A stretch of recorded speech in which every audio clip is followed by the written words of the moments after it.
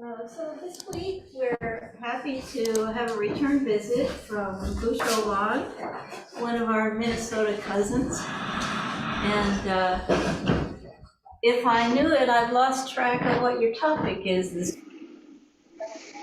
I'll let you fill us in on that.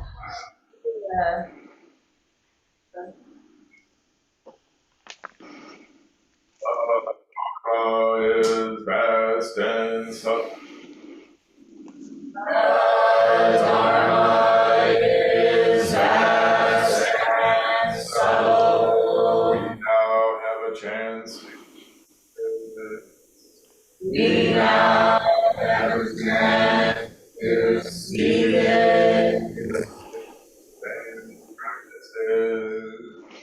Study this and practice this. Is this true meaning? May we realize this true meaning.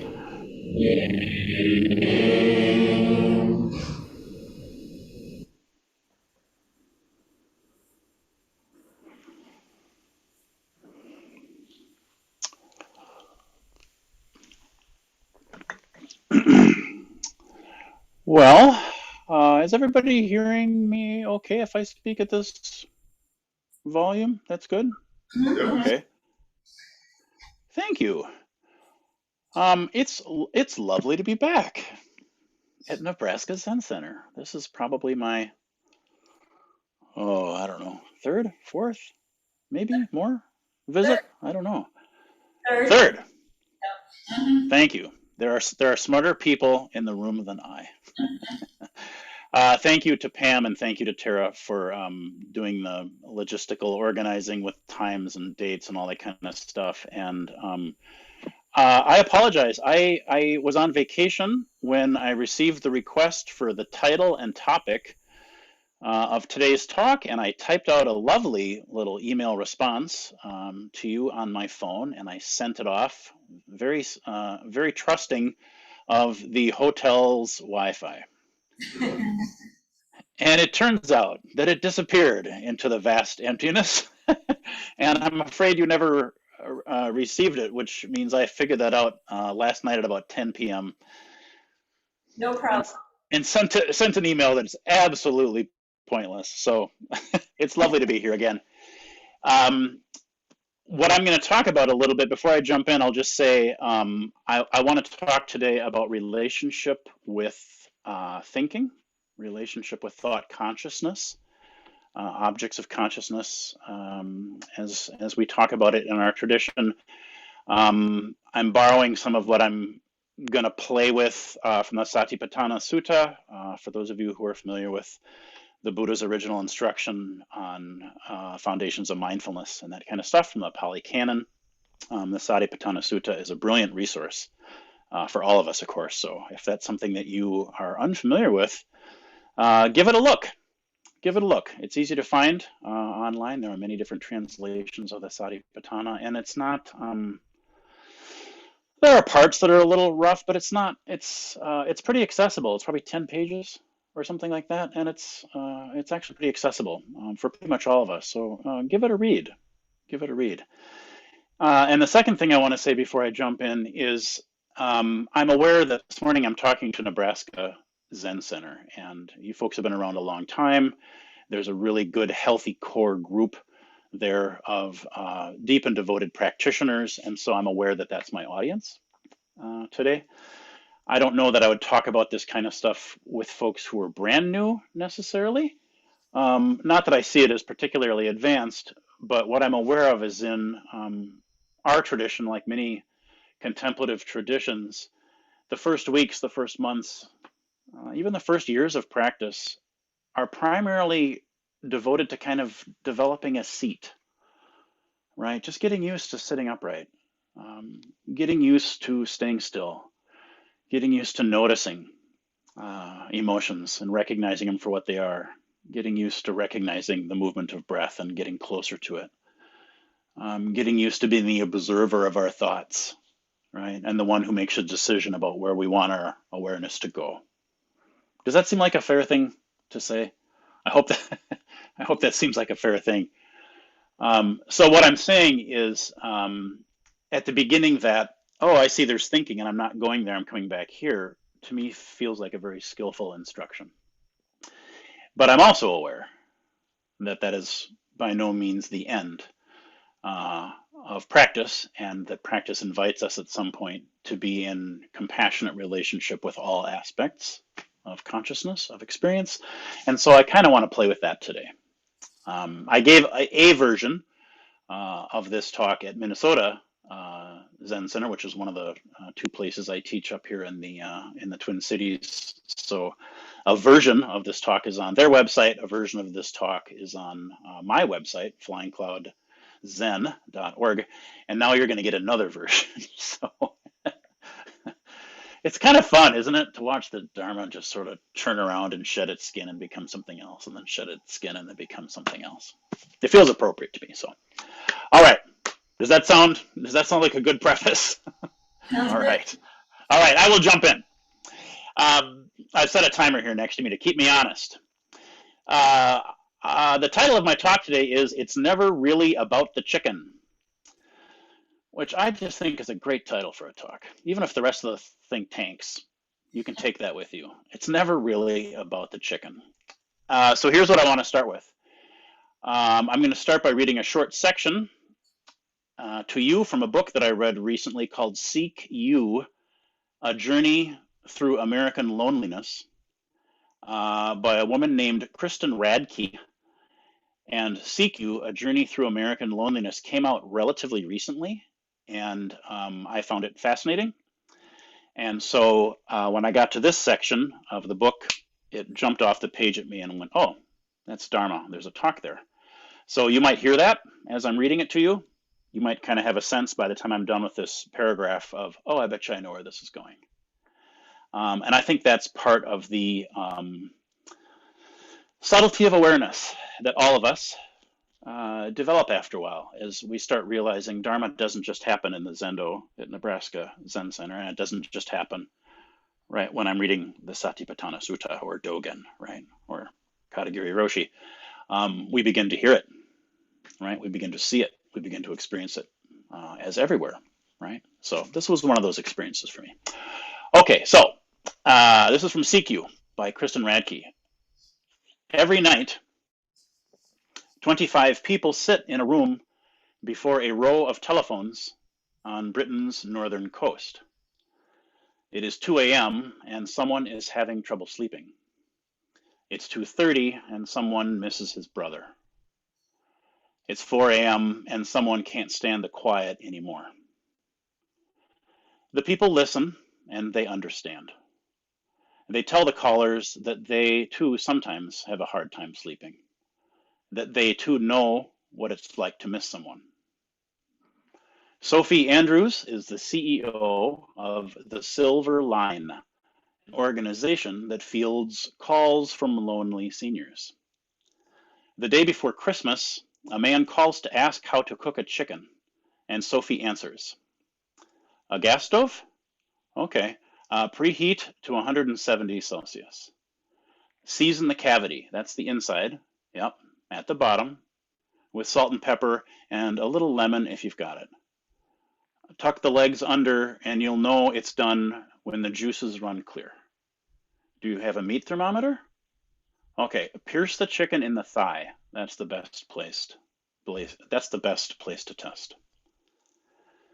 The man calling has never cooked a chicken before, he tells Sophie, but it's his first Christmas since his wife died, and so he thinks that it's best he learns. The Silver Line takes more than 10,000 calls every week. There are no questions too big, no problems too small, no need to be alone, their brochures say. They are the busiest in the middle of the night, followed by bedtime and early morning. People like to check in, Sophie says. The Silver Line calls it signposting. Without the calls, she tells me, some of those people would go days without speaking. Now, he wouldn't have called up and said, "Hello, my wife died this year," Sophie says about the man who wanted to cook the chicken. It took 20 minutes of talking about something else before he got to say how he felt. It's never really about the chicken. So that's where I want to start. That's where I want to start. And you know what? It occurs to me as I'm saying this. I can see how attentively you're all listening. Just take 10 seconds to check in with yourself. How do you feel? Just how is your body? Maybe you're noticing something. Maybe not. That's an interesting story, and it's a very evocative story, I think. So it's just good to notice the movements, right? So I read that section of the book and I went, there it is. It took 20 minutes of talking about something else before he got to say how he felt. That was the talk. That's when it popped in my mind. So we learn that the Silver Line in Northern Britain takes 10,000 calls a week. That's 1,500 calls every day to a phone line that offers nothing but a listening presence. That's one phone line in one country out of nearly 200 countries on this planet. Many of those countries are much, much more populous than England. And if there are 1,500 people who actually call, we can ask ourselves how many do not. So what I'm hoping is, I hope that this sounds like your life. What I hope is that this sounds like your own inner experience. And if you said Zazen, and all of us here today do, then it certainly should. Because how many thoughts do you bear witness to in one period of Zazen? How many phone calls is that per day inside one person? So this short passage from a non-Buddhist practitioner who's just interested in studying loneliness is perhaps accidentally a perfect example of how we learn to bear witness to ourselves, to our own suffering, and to the suffering of all beings in our practice, right? The first thing she outlines there is that we listen. There's a choice made to actively engage. We listen. The second thing is we understand. Do you feel that there's a deeper level of engagement there? I'm not just hearing now. Now I'm beginning to understand. And then finally, and arguably the most important for this section of her book and for what we're going to talk about today, is that we stay long enough to discover what's real.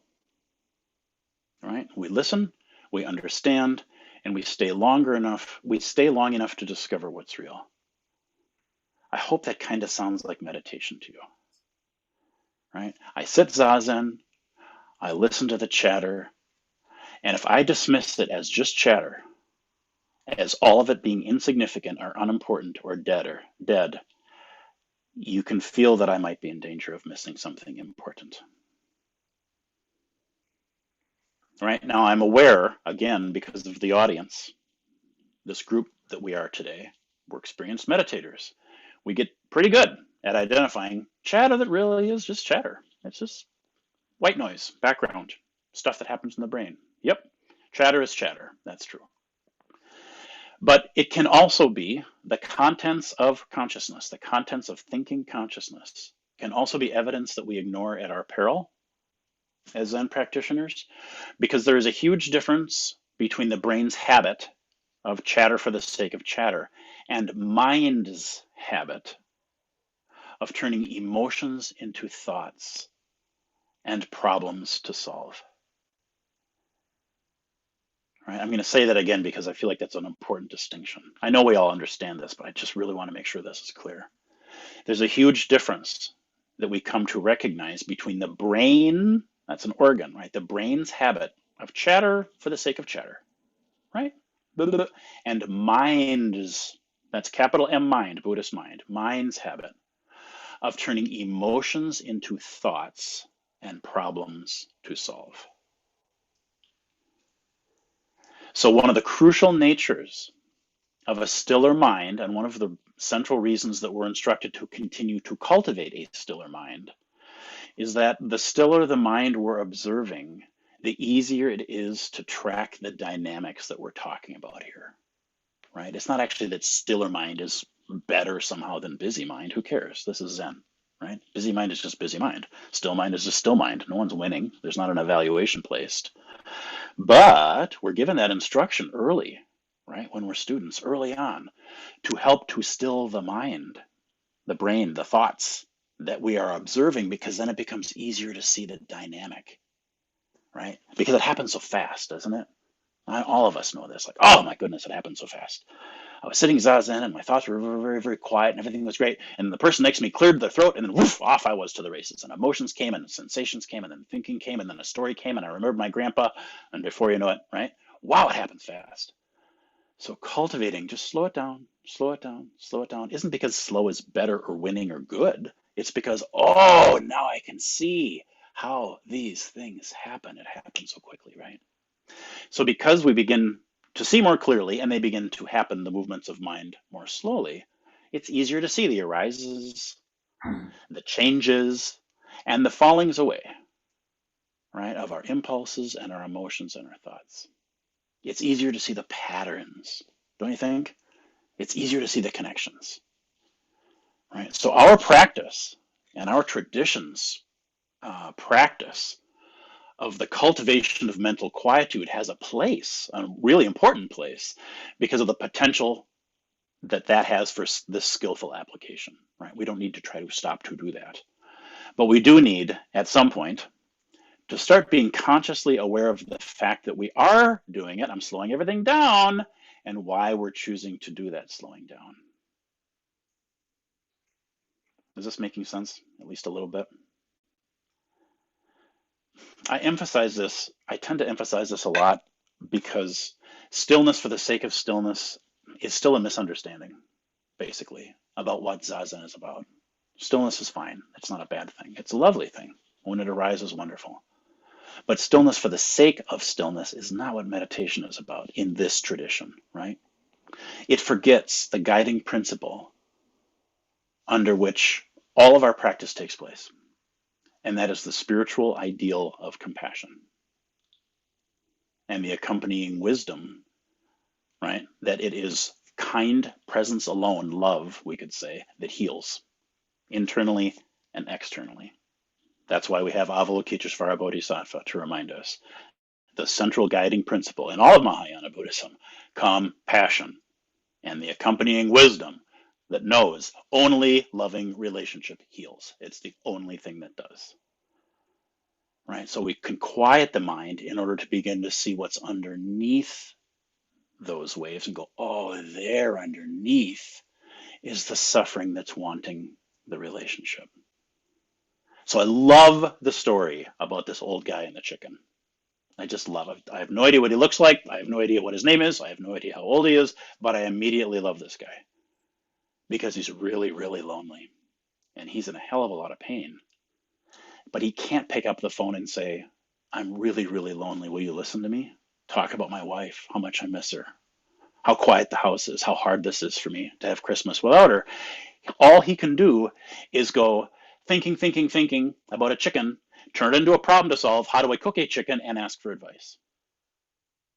And because wonderful Sophie is wise enough to listen long enough, sooner or later, after 20 odd minutes, she gets to, oh, gotcha. So if that whole thing was Zazen, and I noticed my brain going, chicken, chicken, chicken, chicken, how do you cook a chicken? And all I said was, go away thoughts, go away thoughts, go away thoughts, go away thoughts, not interested, thinking is bad, not interested, not doing it. I'd miss, it was a messenger. I'd miss the fact there was something underneath that was desperately wanting my attention. There was suffering that was calling out, and that was the only way it knew to call out. That was the only way it knew.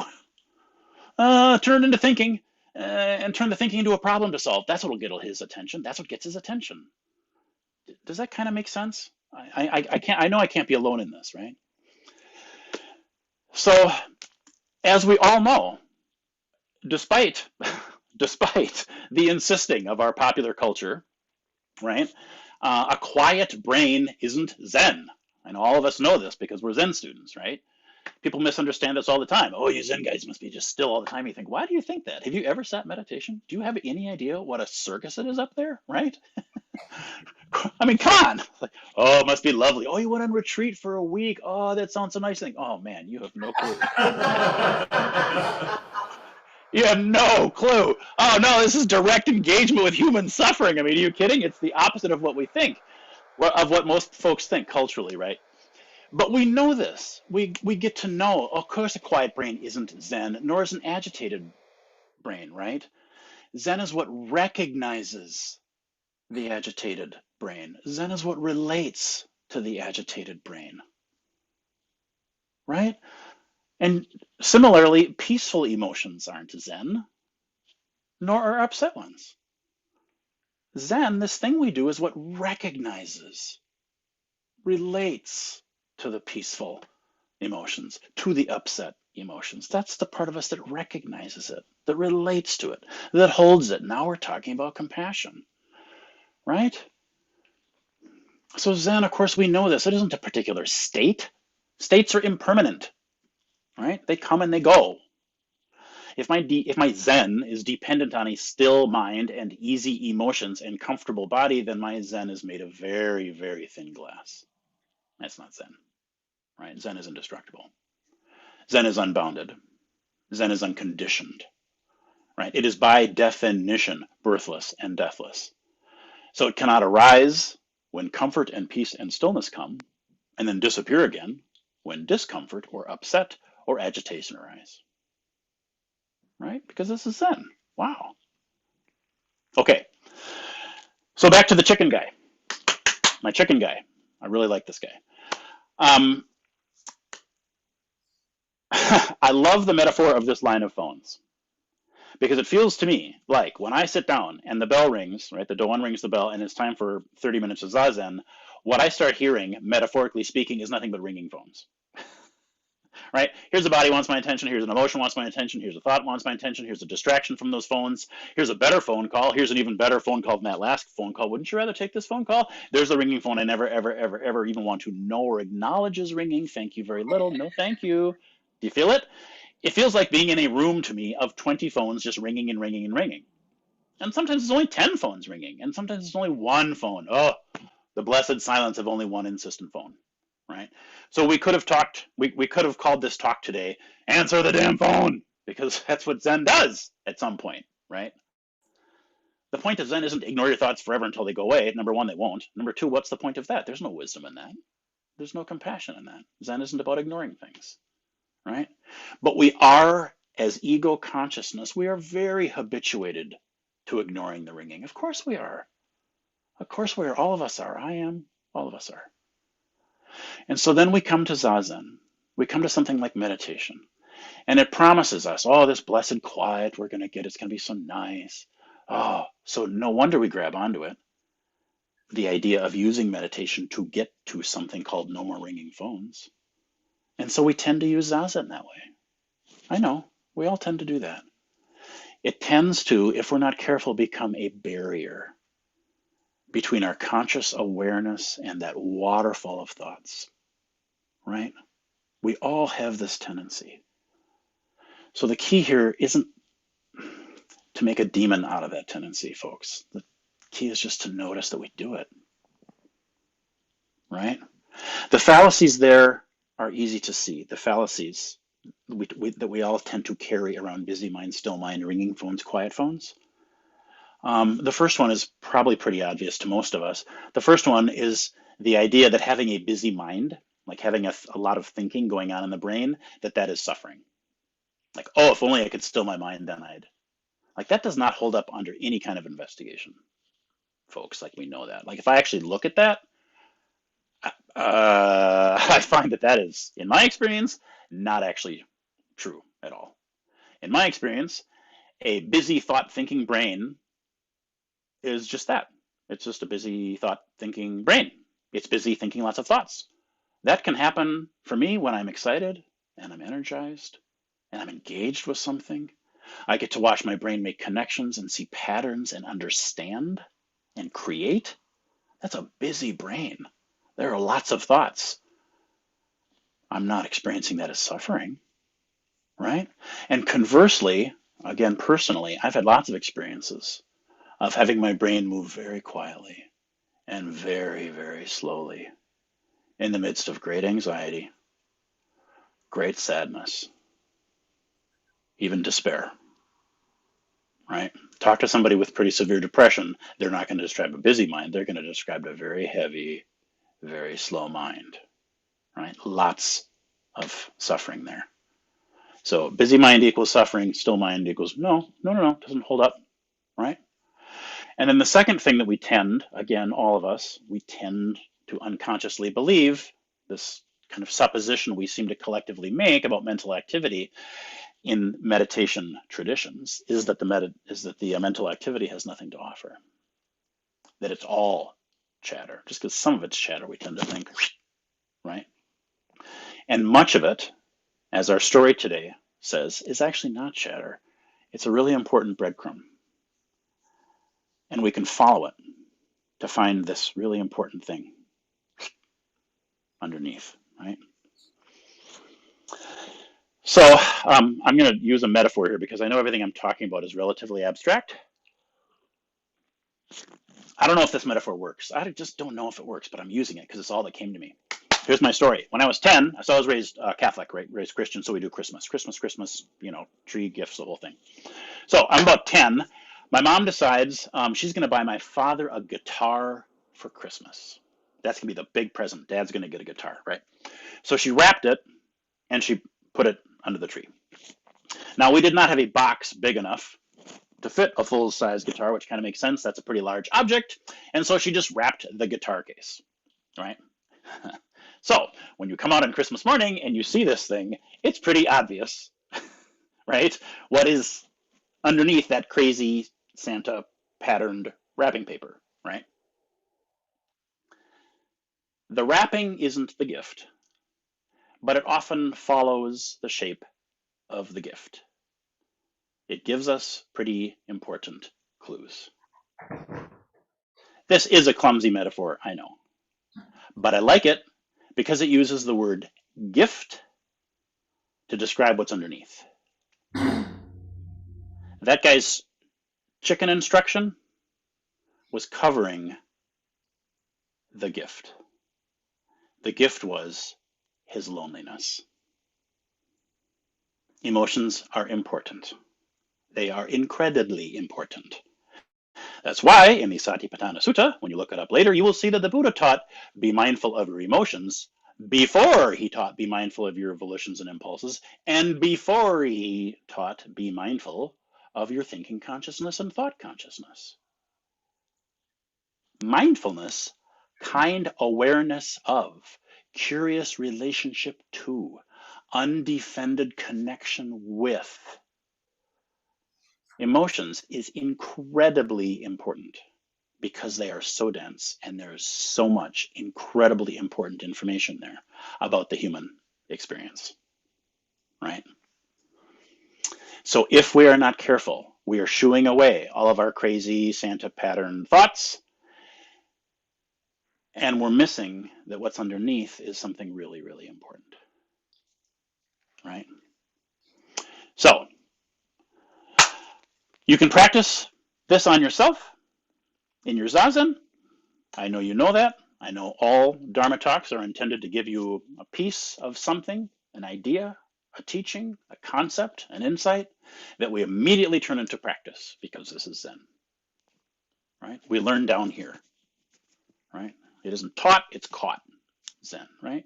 So you get to practice this on yourself. When you are doing Zazen and you notice chatter that's very clearly just chatter, you get to go, okay, cool, I see that you're there. I'm coming back to body and breath. Thank you.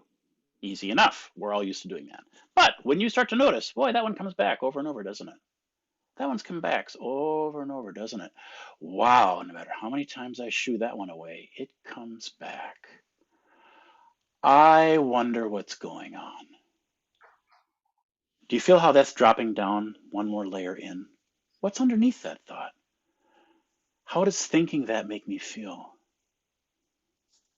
right? What's underneath that? Is there a feeling underneath that? Is there like a need that I have that's related to that feeling that's showing up as this thinking? Chicken down to lonely is feeling, down to the need is I just want connection. I just want somebody to listen to me for a few minutes. Do you feel it? Compassion, emotion, thinking. Ah, the story leads us to the feeling. The feeling leads us to the need. Wow. Now we're starting. Can you feel it? We're getting human here. It's beautiful to bring our loving awareness, our compassionate awareness, our bodhisattvic wise awareness down into these layers of the human. This is how we heal. This is how we heal that person, the person whose body you're living inside right now. And we also can practice this externally. I would suggest doing it internally. That's the purview of Zen. But you also can get to do it externally when you're listening to somebody who's telling you the stories about their chicken, whatever that is. You can actually ask yourself, maybe you want to ask them too, but at least internally you can go, I wonder how they're feeling as they're telling me about the Viking game later on today. How are they feeling? I'm from Minnesota, right? How are they feeling when they're telling me about the snowfall? How are they feeling when they're telling me about how their grandkids were hoping to visit over Christmas, but they couldn't because the flight was canceled? I wonder what they're feeling right now. I wonder what they're needing. Can you kind of feel how this is taking this awareness practice that we're trying so hard to cultivate every day as Zen students? You know, we're so devoted. We sit down every day and we cross our legs and we face the wall. Why? To practice paying really kind attention to the experience of a human being, because we realize that's an incredibly powerful thing to know how to do. I'm much less reactive. I'm much more vibrantly awake and aware of what's happening here. And I'm beginning to understand, oh my God, you're no different. All of this is just about developing connective tissue, right? Compassionate connective tissue to the human experience, right? And I know I have to start wrapping up here. So here's where I want to end. I'm going to go back to Kristen Radke, our author, because Kristen Radke, again, accidentally, I don't know if she's a Buddhist or not. By the end of the book, I was like, geez, you must have read at least a little, because this sounds very Buddhist to me. She's near the end of her book now, right? And the whole book, again, is examining American loneliness, just how it's kind of built into our culture and our society. It's a fascinating book. But near the end, she's beginning to draw some of her own personal conclusions, right, about the nature of suffering and the particular form of suffering that we call loneliness, right, because that's her purview. So she says this. She says, I've come to see my loneliness as an inevitability rather than an indictment.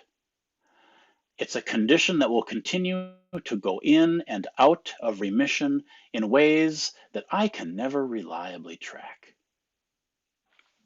So again, as a Buddhist, I read that one. Oh, there it is. Yes, you are so wonderful, Kristen.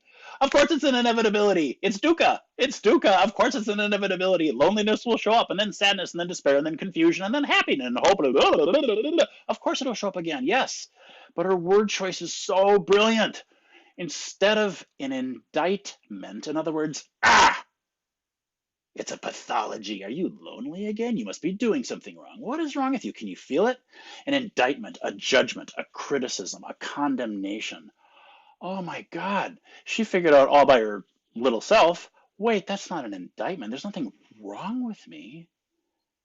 This is just a human experience that everybody has.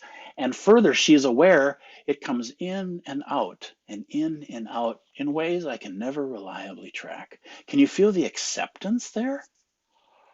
I'm just like, Kristen Radke, that is so awesome. The depth of the acceptance of, oh, you're here, lonely. Hello, is what I hear in that. Maybe a less friendly hello. Maybe, oh, hello. Right? But what I hear in that, and the reason this is so important, is the acceptance. Oh, right, you are here.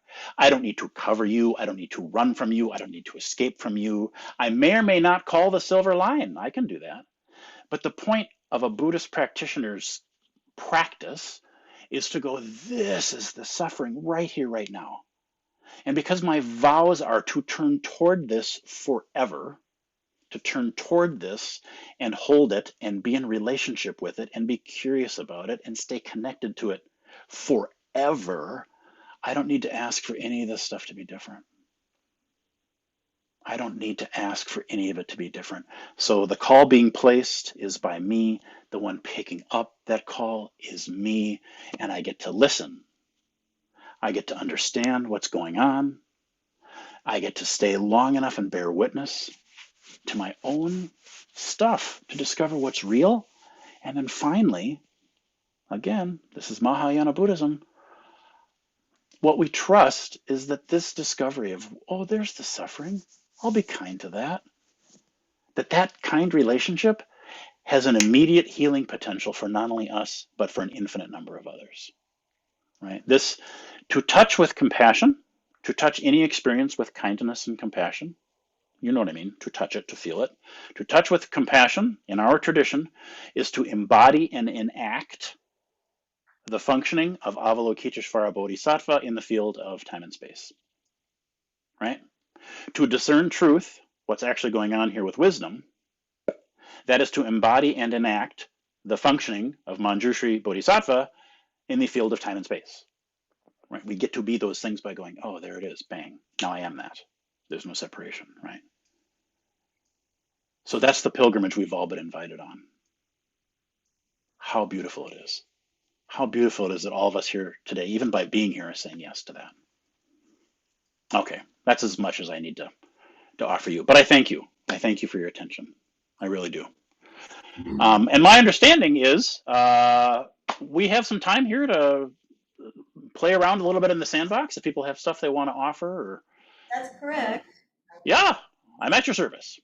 Vicky's got a question. Hi there, thank you for the talk. I'm reminded of the don't judge the quality of your zazen. It's so easy to say, oh my gosh, you know, I didn't follow my breath for the, you know, following past 10 minutes, therefore I'm a bad meditator, I'm doing something wrong. And I remember one time I was really, really angry and I came and I sat outside for an hour and I probably followed my breath once, maybe twice if I was lucky. And it's easy to say, oh my gosh, I was doing it wrong, but it's not about doing it wrong. I had to sit with that mind because I was very upset. And it's so easy to make judgment on yourself that you're doing something wrong. Amen to that. Isn't that true? Amen to that.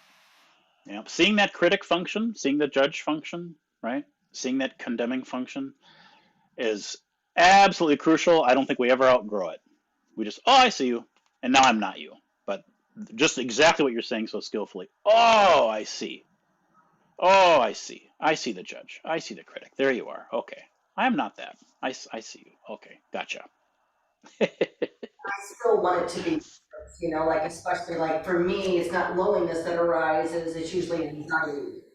And I'm like, oh shit, you know, instead of saying, okay, here you are, like you said, hello, you know, because I still want it to be different. Yeah. That's kind of ego consciousness's job, isn't it?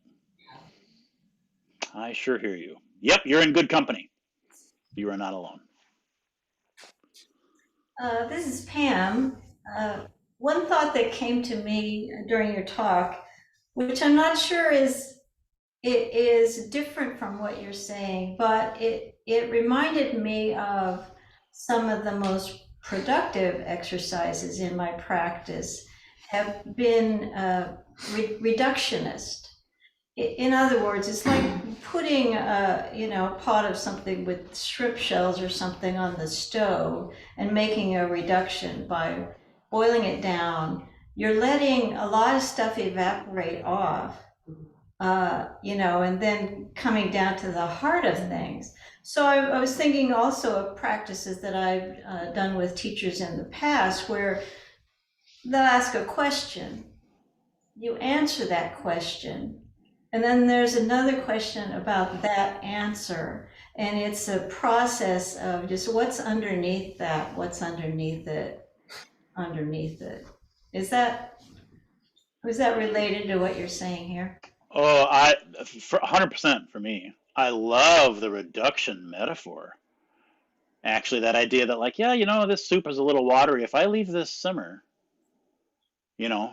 for another hour, that idea of what this feels like, Pam, if I'm hearing you right, is the discernment that we start to develop between what's chatter, what boils off more or less. Like, yeah, there wasn't anything actually there.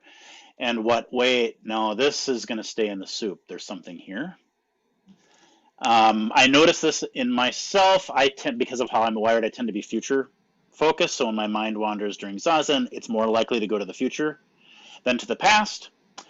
So it tends to take the form of planning. It loves to plan. So that's problem solving. I'm inventing something that needs to be done. There's a problem to be solved. I can then think about it. And it took me probably a decade to realize, oh, that's just anxiety. That's just fear. Like, fear is down here. It's dense. An emotion is denser than thinking. So I love the reduction idea, because what's being boiled off is, oh, I'm planning because I'm scared. And I imagine that maybe if I plan really carefully, everything will be fine and I won't have to experience this feeling. Got it. But that's that digging that you're talking about, Pam, of going, up here's, Friday night's dinner party that I'm so nervous about. Underneath that is, what would happen if people didn't like me? And then underneath that is, oh, I'm scared. That's what's going on. But this is sort of dense. It's at the bottom of the pot. It's not going anywhere. But the form it's taking of, what about Friday's dinner party? When that's gone, it'll be something else. It'll be something else. It'll be something else. Kind of like adding water to the soup. You add more and you boil it off, and you add more and you boil it off. So yes, I think that's exactly right. Zazen is a reduction. That'd be a good Dharma talk title, wouldn't it? The reduction of Zazen. Yeah. Feel free. But yeah, this was really useful talk to me, because lately I've been focusing more on, with the out breath, just kind of blowing the dust out of the room to create an empty room, which is a totally different, it's kind of wiping the slate, so this is useful to kind of bring me back to another place in it. Yeah, I like your metaphor. The one that our tradition gives us most often is the mirror, the Huineng's mirror polishing. Of course, there's a place for polishing the mirror, but I think the implication of the metaphor is, oh, now I can see more clearly. And I know Pema Chodron she's not a Zen person, but all of us know her name pretty well. And she's the one who says, oh, yeah, that old Buddhist metaphor of the silty water, the cloudy water, just set it down still and then it will settle. Won't that be nice? Oh, yes, it'll settle. And the water will become clear, return to its natural state. Yes, it's very nice. And what we neglect to tell people is it's actually a lake. And when all that water gets clear, you'll see what's at the bottom of the lake. And it's boots and old batteries and McDonald's wrappers. And there's a lot of stuff down there you have to deal with. So now we're back to your reduction metaphor again. Yes, the clean room. I love it. I love it. Thank you, Pam. I have one thing to say. Yeah. Thank you for your talk. I really enjoyed that. And it brought up a lot of stuff for me. And the first thing that brought up, do you remember, Pam, like a couple of weeks ago, we were talking about we were trying to define what generosity is. Yeah. Like what is generosity? And so that was an interesting discussion. And so what you were talking about here reminded me a lot of the things that we were trying to say. Maybe, I landed on, like, at the core of it, it's the quality of attention that we offer other people. And I'm working in a human service field that deals a lot with older adults, and trying to establish, like, trust and rapport in those relationships is really key. And so what you were talking about specifically, as far as that quality of attention, from what I heard, it's an openness, it's a slowing down, it's non-judgmental, and it's receptive. And when you can create that quality of attention and share that with somebody, it's so powerful. And it is like, it's the only thing that's necessary and even needed when somebody is suffering. And to me, it also means that and everybody recognizes it. Everybody, like, if you can bring that, everybody responds to it without exception. But more powerfully, maybe, is if you can do that for yourself, like in Zazen, like it's like a self-reinforcing thing where you can practice it with other people, and then there's this mutuality, and then you bring that back to your cushion, and then it reinforces that, and you just get into this like this feedback loop, like, and it's really special. Like it's pretty great. Brilliant. I'm so glad you took back the projection at the end. That's so nice when you go, wait, hold on a minute.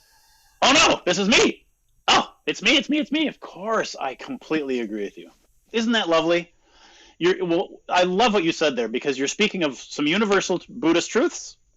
You know them. I'll give them back to you really quick though, and that is, number one, my capacity for compassion is my capacity for compassion, full stop. There is no such thing as, oh, I've got so much compassion for others, but I don't have any for myself. No, and no. That is not a thing. We love to say that because, God, it makes us sound good. But no, and no. We were raised in a culture where, I'm going to give to other people, and that'll mean something good about me, and that'll be good. And therefore we separate compassion from self-compassion. Give me a break. Our tradition never separated those things. There's not even a term self-compassion before the tradition cares here. Why would there be? It doesn't even make sense. So I love what you said, which is, oh my God, my capacity for compassion is my capacity for compassion. So if I can't be with this, and this, by the way, is the suffering that I can feel in my cells. I can feel in my chest. It quickens my heart. It shortens my breath. It shows up as choking in my own throat. This is right here. I can touch this one. This is not abstract. This is not, I imagine how you must feel being lonely after losing your wife and wondering how to cook a chicken. Do you feel it? It's right here, right? So we start to get, thank you for what you said. We start to get why the Buddha was like, number one, where's your body right now? Number two, where's your breath right now? Number three, what are you feeling right now? Number four, what are your volitions and your impulses? Number five, where are your thoughts? That centrality of it's carnal, it's in you, it's your body right now. I love it. So you are saying something so important, which is my capacity for self-compassion is my capacity for other compassion. They are not two things. And then more abstractly, and this is another talk for another day, for all of us who know a little bit about Yogacara Buddhism, or even the idea in Zen that it's mind only anyway. It's not the flag or the wind, it's mind. What you just said has another layer of importance, because the person that you're helping isn't different from you. It's you. It's you. It's all you. There is only you, and there isn't a you there. But, we all chanted the Heart Sutra this morning. There is no patient. There is no client. There is no spouse. There is no other. And so that, again, that idea of, how I'm bearing witness to you is mutually healing because there isn't a separation. So this practice we're so committed to doing on the cushion for ourselves every day, where's my pain? Can I hold it? Can I relate to it? Can I love it anyway? Becomes really, now there's the conduit for healing the world. So thank you. You said that wonderfully. Wonderfully. Thank you. I got all excited about that one, didn't I? I always do. Oh. My name is Mike. You can't see me because I'm over on the corner, but I've been reading a book called Nonviolent Communication by Marshall Rosenberg. Yes, that's the one. Yeah. A lot of what you said about listening to people as they talk and observing like the feelings behind that and the needs behind that was like 100% with like what I read yesterday. So I just want to say that's connecting with me, which is great. I'm glad to hear it, disembodied voice. For all of you who do not know, Disembodied Voice has just recommended to all of us a fantastic resource. His name is Marshall Rosenberg. He is not a Buddhist. He wrote a book called Nonviolent Communication. He ended up starting a whole center devoted to nonviolent communication. And it is so hand in glove with what we do in this tradition about looking carefully at the layers of consciousness and understanding, taking apart the self so that we can see what's actually there. The stuff that he's passed now, Marshall, unfortunately, we lost him a few years ago. But the teachings of nonviolent communication are literally internal. I'm communicating, I am listening, I am speaking, I am relating internally, non-violently. Oh my God, that's mindfulness. That's literally what he's talking about. The person telling you that story, there's another story underneath it that's so vital. So yes, you are correct. He also uses the language of feelings and needs, which I think is central to every Buddhist practitioner.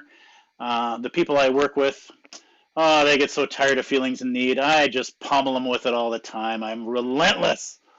I'm relentless. It is my absolute belief that if I'm a good Buddhist practitioner at any day, at any time, randomly, someone should be able to say, what are you feeling right now? And I should be able to list at least 3 emotions and all the attendant basic human needs that are underneath those things, because I'm supposed to be a self-aware guy. That's kind of my jam, right? Mr. Zen Pants should at least know how he's feeling and what that feeling is about. That's pretty basic stuff. So yes, thank you. Keep reading Marshall Rosenberg. He is fabulous. I got excited about that one too. Thank you. Anyone else?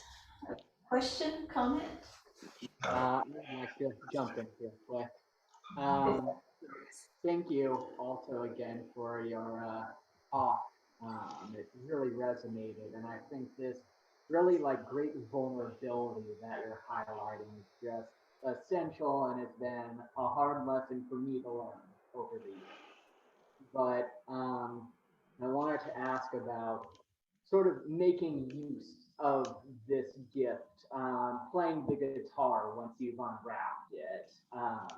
I know, for example, there are so many people who have a lot of dissatisfaction with their careers, with their line of work, but are like, I still need to pay rent. I need to feed my kids. I don't know what else I would do here. There's this tendency where you can, be very vulnerable and get down to the roots of what you're feeling here, but not knowing how to impact that, not knowing what else you can do.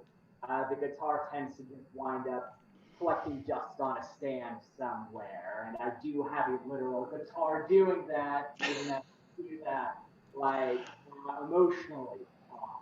So I wanted to ask about that circumstance, if you sit with it in Zazen, but you don't know how to bring that insight into your life, what do you do then? Yeah, thank you, Max. Thank you. That's a great question. Did everybody hear that and kind of get the gist of what he's going for here? Okay, okay, good. Okay, good. Hey, I've got a dusty guitar in the corner of my room too. Like a literal dusty guitar in the corner of my room. Um, I know we're short on time, so for the sake of kind of simplicity, um, for the sake of simplicity, I'll do this. Two things. First is the Pam's reduction idea of going, wait, I'm a Buddhist practitioner. I've studied enough of this tradition to know that like my job causes me suffering is not a true thing. Of course, it's not a true thing because it's something external to me and that can't cause me suffering. So the reduction idea of going, wait, how do I actually feel? And what need is that related to? Now we're back to Marshall Rosenberg. Like, how do I feel? What do I need? How do I feel? What do I need? How do I feel? What do I need? That's an incredibly powerful tool. I'm making it sound really simple because it is. It's simple. I'm also making it sound easy. That's a lie. I'm lying to you. It is not easy. It is hard to do.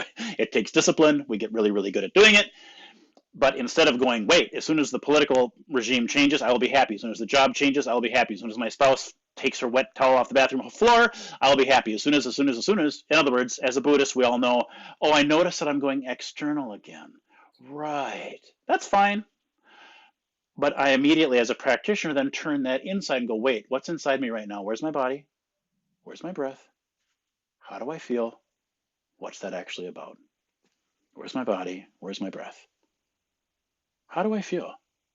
What's that actually about? Oh, I feel sad and frustrated when I'm at work because my boss is always very trite and he treats me poorly. My need for respect isn't met. The need to just be seen and heard and valued, it's not happening. No wonder I'm frustrated. No wonder I'm sad. Oh, I see what's going on. Do you feel that right now internally I am beginning to relate kindly to the part of me that says like, oh, I'm sad. Oh, I'm frustrated. I don't feel seen. I don't feel included or valued. Internally on the cushion, I'm actually going, I see you. You're important. I'm listening. Do you feel it? I'm meeting the need right now in real time. Oh my God, I've just done Avalokiteshvara, which is, I see that you're hurting. I will move toward you. Compassion.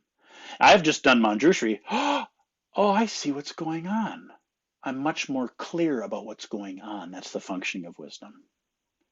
So I may or may not decide to look for another job. I may or may not say, hey, can you please pick up your wet towel off the bathroom floor? I may or may not decide to work on the campaign of a different elected official. But do you feel it? I'm starting that activity in the world, in the external world, from a place of clarity within me about where my suffering is actually coming from right here, and about who is ultimately responsible for that, me. And therefore, my action in the world, I'm going to get really Marshall Rosenberg right here. My action in the world, Max's action when he goes to work, is going to be about connection.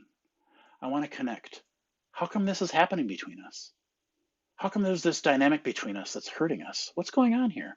That's a desire to connect, rather than our normal default setting, which is the default of the ego, control.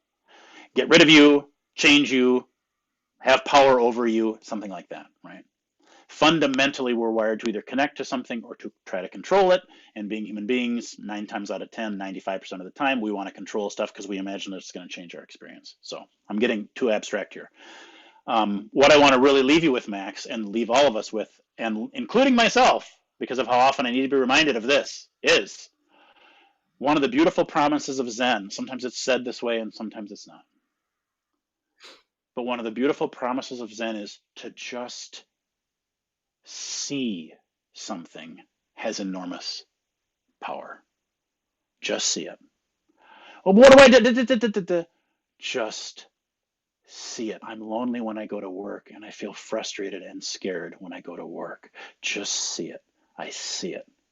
I see it. Yeah, but what do I need to? No, not yet. Just see it. Just see it. Because can you kind of feel how that? Oh, but what do I? Has a reactivity to it. It has an urgency. It has a grasping. No. Just see it. Because in the teachings of Zen, to see something is to be non-separate from it. It's already a verb. It's already an action. There isn't a seeing and then something to do. Seeing is a do. I already did it. It's a verb. I did it. I saw it. I saw it. I saw it and I saw it. So the nature of that witness has tremendous transformative power for us. It just has tremendous transformative power. So just see it.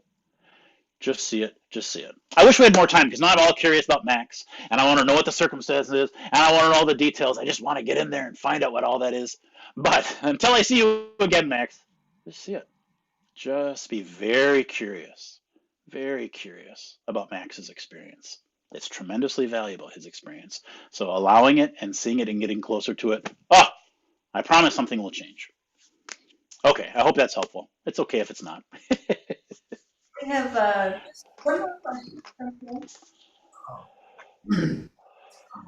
Yeah, I was curious about the to take it back to the old man and the chicken, I suppose. I feel like we have that same relationship with ourselves where we have to listen long enough to understand that there's something going on underneath. And you mentioned the order of the 4 foundations of mindfulness that directs us to put our feelings before our mind. There's like some wisdom in trying to direct your attention to matters of the heart when you realize that layers of denial or avoidance.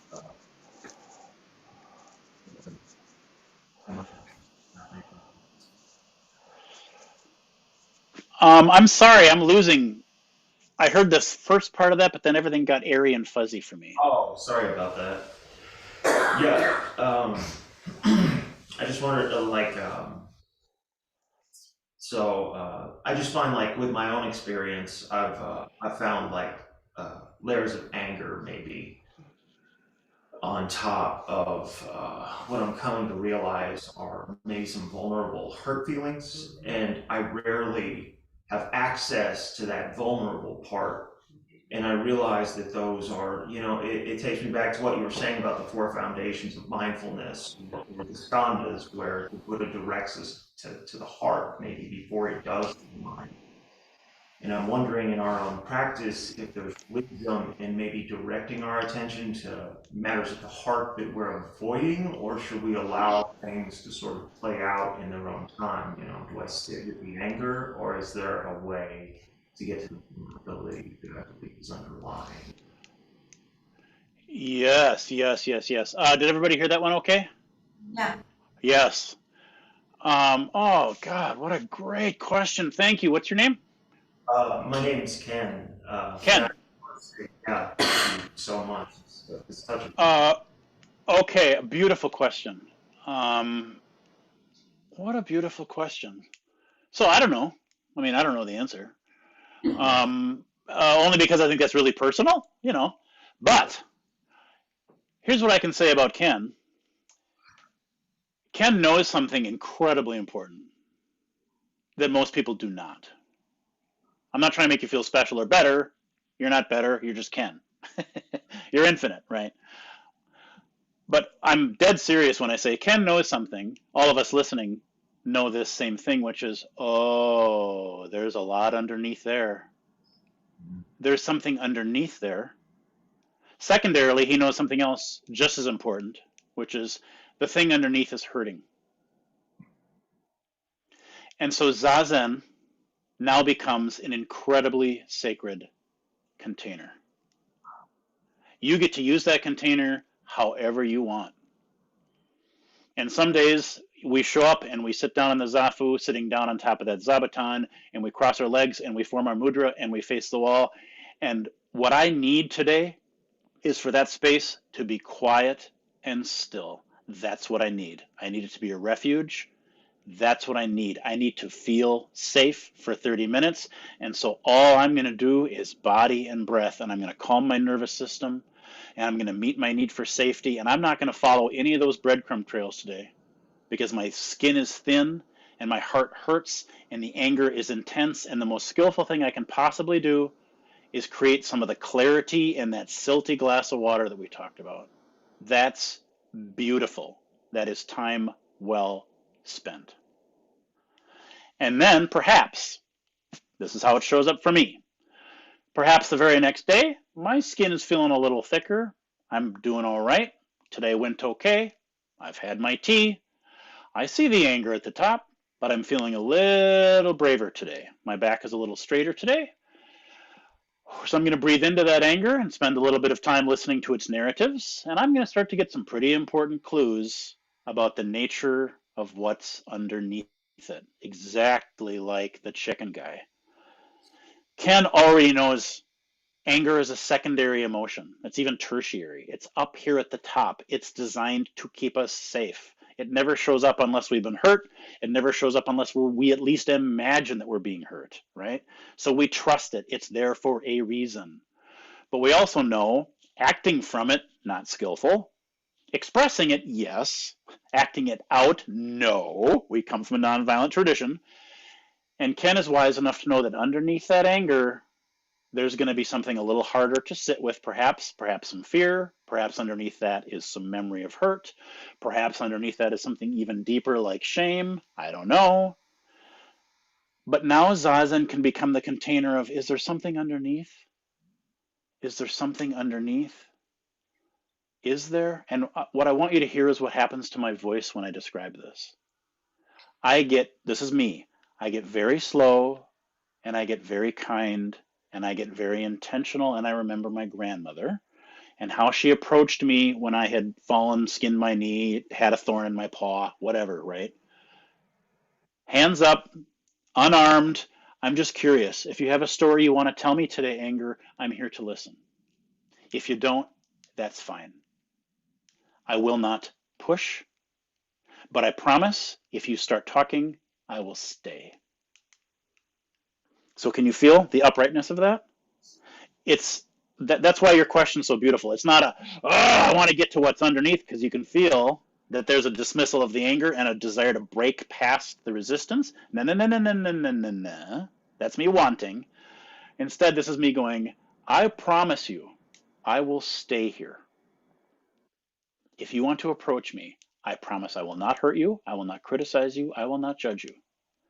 Anything you give me, I will hold with tenderness. I will hold with reverence, and I will be curious. So can you kind of feel? I'm making it sound like there's two different Zazens. Really, there's just one. But what I completely trust in this conversation is Ken's suffering, Ken's pain body knows what it wants to share and when, and Ken's Avalokiteshvara knows exactly what she's got to do, which is just stay there and let it happen.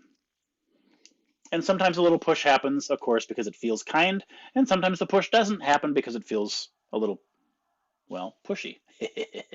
Is that helping, or is that making it worse, Ken? No, wow, that's helping. That's really wonderful. Thank you. Yeah, you're welcome. This is the kind of stuff that's such a great, all these questions are great. This is the kind of stuff that we bring to our teachers, right?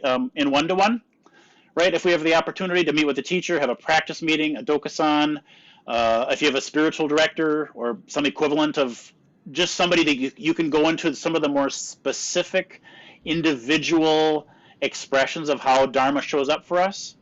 Zen is wise enough to really emphasize the one-to-one, right? There's general teachings we give to everybody, but the way this is going to show up for Ken is going to be different than the way this is going to show up for Pam, which is going to be different than the way it shows up for Max, right? And so having the opportunity to sit down with somebody and say, hey, what do you think about, gives you an opportunity to go into some of the particulars, and I think it's really, really valuable. So yeah, that's great question. Thank you for that. All right, thanks everyone, and to you, Busshō. And the closing chant. The many beings are numberless, vowing to carry them across. The many beings are numberless, vowing to carry them across. Greed, anger, and ignorance rise endlessly, vowing to cut off the mind road.